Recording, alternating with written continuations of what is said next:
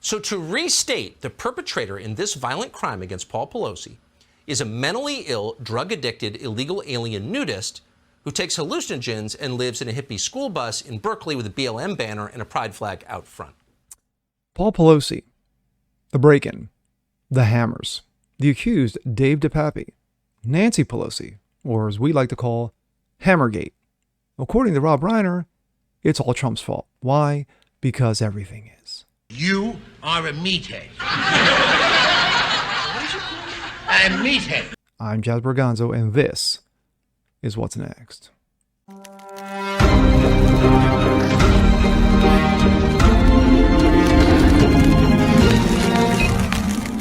Hey, what's up, everyone? Jasper Gonzo here. Another episode of What's Next, your daily dose of common sense and facts. Hope you're doing well on this day. Hammergate. Paul Pelosi, Nancy Pelosi, the break-in, the hammers, Dave DePape. Who is Dave DePape?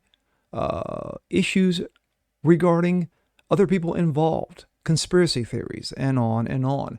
So for something as simple as someone breaking into Joe Blow's house, attacking him, cops came, they arrested him, checked on the guy, make sure he was okay, that would have been over and done with. But being that this is Paul Pelosi, the husband of the Speaker of the House, Nancy Pelosi, who of course is considered by most an old ragged hag who should have been put out the pasture a long time ago. This has a lot of legs to it. It's got a lot of branches to it. Of course, enter one Rob Reiner, director, producer, actor, left-wing activist, shoots his mouth off because, of course, it's Trump's fault. Why? Because everything is. But before we get to that, this comes out of Breitbart. NBC News walks back report that there was a third person inside the house during the attack on Paul Pelosi. You know, like the man on the grassy knoll. NBC News walked back report, Sunday, that there was a third person in the Paul Pelosi's home during the attack. The San Francisco Police Department also said that there were only two people inside the Pelosi home, Pelosi and DePape.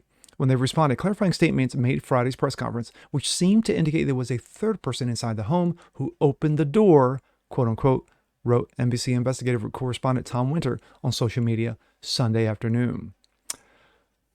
According to Tom Winter's tweet, the San Francisco Police Department tell NBC News that Paul Pelosi and the accuser, Dave DePape, did not know each other prior to the assault at the Pelosi home on Friday. Wow.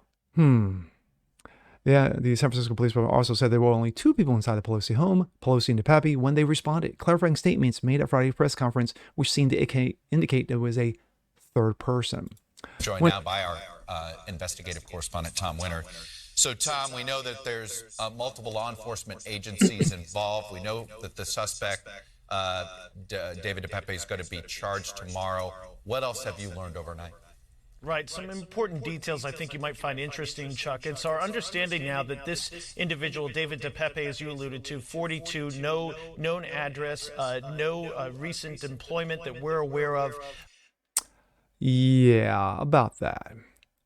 San Francisco Police Chief Bill Scott indicated there was a third person during the press conference on Friday evening when he recounted details of what occurred when police arrived on a scene. Quote, when the officers arrived and knocked on the front door of the residence this morning, the door was opened by someone inside, and the officers observed through the open door Mr. Pelosi and Dave DePape inside the entryway of the home. He said the police officers in the scene remained outside of the home and spotted Pelosi and DePape inside the entryway, each struggling over a hammer. When officers ordered the pair to drop the hammer, Scott said Dave DePape allegedly pulled the hammer away and struck Pelosi. He said that Pelosi was struck at least once before officers tackled DePape to the ground. We go from that to this. The door was opened. Well, opened by whom? Common sense suggests it probably couldn't have been Pelosi or DePape who opened it. They were locked in a life or death drama, a struggle over a hammer. The documents filed today assert that Paul Pelosi had never seen David DePape before. Yet in Pelosi's 911 call, he knew DePape's first name and apparently referred to him as a friend. Here's the audio. This is from a dispatcher relaying Paul Pelosi's call. RP stated that there's a male in the home and that he's going to wait for his wife. RP stated that he doesn't know who the male is, but he advised that his name is David and that he is a friend. So just another homeless, mentally ill drug addict with the fondness for BLM. That's not quite so unusual in San Francisco. Oh, and there's one other highly unsurprising thing about David DePape. He's also an illegal alien. Today, Fox's Bill Malugin learned that DePape, who was originally from Canada, has long overstayed his visa, so he is currently in this country illegally. We go from that to now the stupidity. This comes out of Breitbart. Rob Reiner claims Trump directly responsible for attack on Paul Pelosi, calls for indictment. Yes, because, as we all know, anything wrong that happens in this country, it's not dementia's fault, it's Trump's fault. Director, actor, longtime Democratic activist Rob Reiner blamed President Trump for the recent attack on Nancy Pelosi's husband, Paul, claiming it was directly tied to the Trump challenging the legitimacy of the 2020 election. Yes, back to that again. In a tweet on Friday, Reiner accused the former president of spreading the big lie for 2 years. Trump's questioning of the election results, Reiner argued, directly inspired the recent attack on Pelosi's home. The violent assault on Paul Pelosi in the attempt to murder Speaker Pelosi. Again, false. Is directly related to that, quote, lie the Oscar-nominated actor and director wrote. As a result, Reiner claimed, Trump is 100% responsible for this. January 6th, World War II, the attack against the assassination of JFK, the Lindbergh baby kidnapping, you name it, Trump was involved. And must be indicted and never to be allowed to hold office again. In a response, many ridiculed the left-wing filmmaker over his comments. It is impossible to imagine someone this dim-witted. You are truly bewildering. With all due respect, of course, wrote Professor Gad Saad, which, of course, no respect. Quote, the only lie I've seen is Russian collusion, and that you've been spreading for 6 years now, wrote conservative commentator Tim Young. Because everyone knows in San Francisco is MAGA country, mocked author Larry Alex Taunton. Anything strange about him or anything that stood out? There's something strange about the whole household. The entire household is very, very strange. How about him? He is birds of a feather with akin to them. So they are just, nudist drug abusers, and that's who gravitates toward them.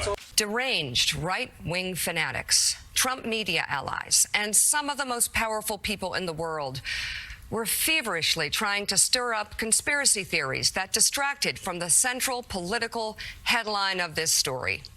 That years of Republican propaganda and Trump-fueled fascism led 42-year-old David DePape to break into Nancy Pelosi's San Francisco home. The New York Times has just come out with a piece that says, and we're quoting, Elon Musk in a tweet shares a link from a site known to publish fake news. Really? What did Elon Musk do? Well, he linked to an article about how Paul Pelosi called the guy in his home a friend. Well, that's what the 911 tape says. You can draw your own conclusions or not, or maybe you don't care, which is also fine. How is that fake? It seems to be real. So take those uncontested facts and let them rattle around your brain for a moment until a recognizable pattern emerges. What does this sound like to you?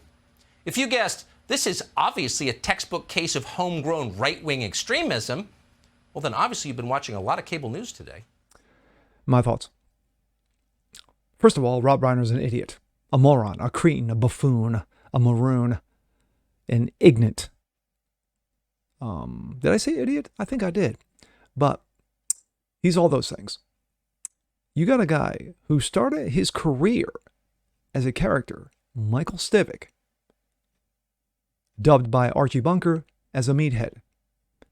Now we're talking 4 decades later, plus decades later, probably going on 5 now. And he's still a meathead. Nothing's changed. With the whole situation with Dave DePape, the Pelosi's, the break-in, the Hammers,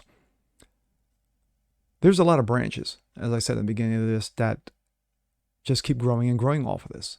The so-called conspiracy theorists that we've been blamed as by the leftists, they're not conspiracies. They turned out all to be true. The 9/11 dispatch, who says that, Dave DePape was a friend, according to Pelosi. You have where he lived, the commune, where you have the neighbors calling him weird, calling the whole situation weird. Where you have the ex-girlfriend calling him mentally ill. Where you have a house that has Black Lives Matter signs all over it. And then again, it is Berkeley. So these are not conspiracy theories. These are all facts. And for the reason why DePape attacked Paul Pelosi, we still don't know. It's still under investigation. Nancy and Paul Pelosi, who have security at taxpayer expense all the time.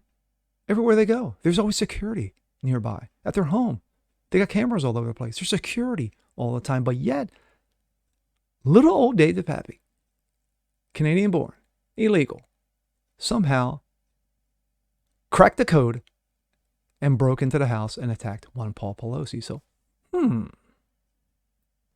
I'm Jasper Gonzo. This is What's Next. Want to see more just like this? Please leave a comment below. Like it, share it, subscribe to it. And we'll catch you guys on the next one. Peace.